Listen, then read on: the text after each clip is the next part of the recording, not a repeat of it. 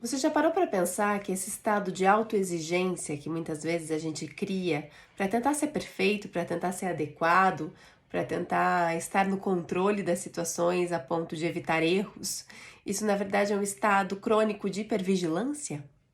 E o quanto às vezes essa hipervigilância ela faz com que a gente fique mobilizado, né, no corpo, dentro de um padrão de ansiedade, um padrão de luta e fuga, né, que nos tira da possibilidade de vínculo. Porque o ser humano é um mamífero e a gente só pode estar vinculado com outro mamífero, com outro ser humano, se a gente estiver num estado de segurança. Se a gente está na hipervigilância, a gente impossibilita a intimidade, né? A gente impossibilita a corregulação, o estar com o outro no lugar espontâneo e verdadeiro, porque a gente não está regulado dessa maneira.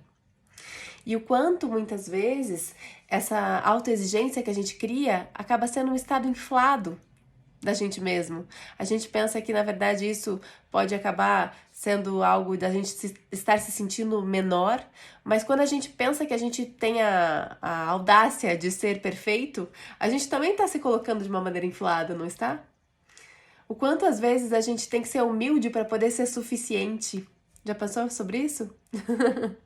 Às vezes a nossa humildade e a nossa capacidade de estar ali num jeito mais vulnerável, no sentido de que se você comete erros, você vai aprender a lidar com isso, né? Isso tudo faz com que a gente precise sair de um lugar, às vezes, dessa crença infantil que criou toda essa defesa de autoexigência para fazer a gente sobreviver no mundo. Porque muitas vezes essa tensão que a gente cria com relação à autoexigência, ela vem lá de trás, de uma criança que ficou com medo de não ser amada, né? De uma estrutura, né, de personalidade que muitas vezes ficou tentando criar a previsibilidade na sua vida para evitar situações em que ela não se sentiu acolhida, não se sentiu inteira e não estava tudo bem de ser espontânea.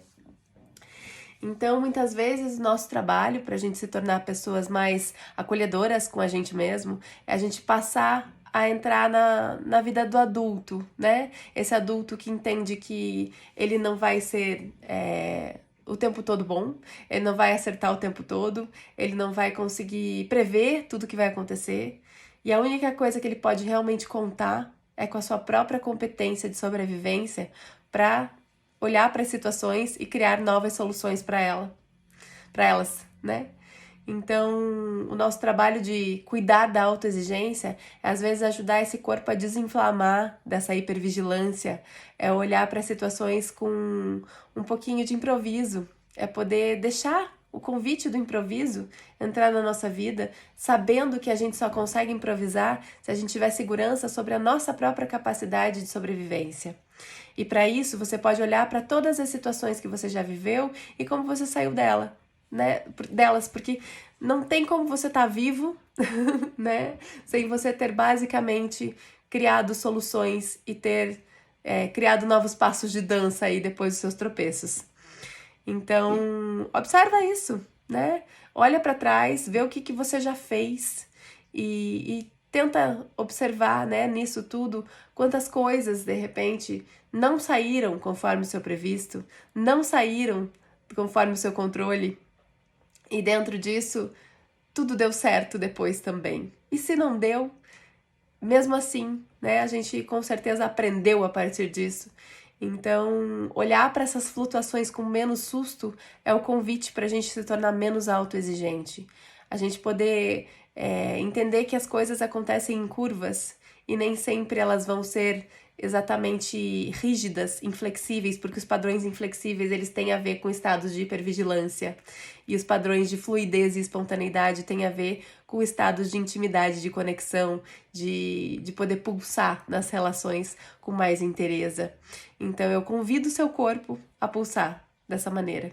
E espero que esse vídeo te ajude a pensar um pouquinho aí e até olhar para você e fazer essas perguntas do por que será que eu criei essa defesa, né? Para que serviu a autoexigência na minha vida? E por que ela ainda serve e se torna aí algo tão forte de estar sendo mantido em mim? Que talvez se você encontrar, né, esse lugar, de por que será que o teu corpo faz isso, você possa aliviar e vir para perto, para conexão, para intimidade, para espontaneidade.